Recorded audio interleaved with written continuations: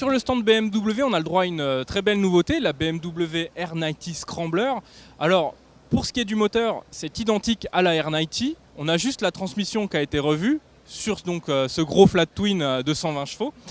On a au niveau de la partie cycle une nouvelle fourche qui est conventionnelle. On a un freinage aussi conventionnel. On n'a plus la fixation radiale. On a aussi une jante de 19 pouces.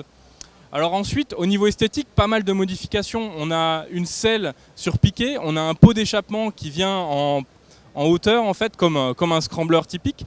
On a aussi pas mal d'évolutions au niveau de l'instrumentation. On a un simple compteur en fait, contrairement à la 90 qui en avait deux.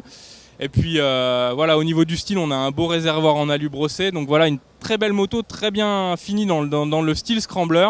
Et on est pressé de l'essayer. Alors, autre nouveauté sur le stand BM, et en plus elle est un peu particulière parce que c'est le genre de moto qui souffle le chaud et le froid sur notre marché, puisque c'est une moto qui est fabriquée en partenariat avec un constructeur indien qui s'appelle TVS et qui est plutôt destinée au marché émergent. Donc c'est un petit monocylindre, 310 cm3, 34 chevaux, donc permis à deux, qui sera commercialisé en France.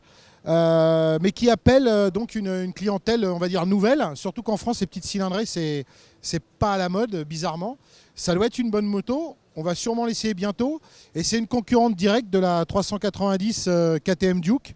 C'est-à-dire les petites motos faites pour les marchés émergents, fabriquées dans les pays à faible coût. N'allez pas croire que c'est une moto au rabais. Pour preuve, étrier radio, alors la marque, c'est rigolo, hein. C'est Bibre, c'est du Brembo sous licence. Une fourche inversée.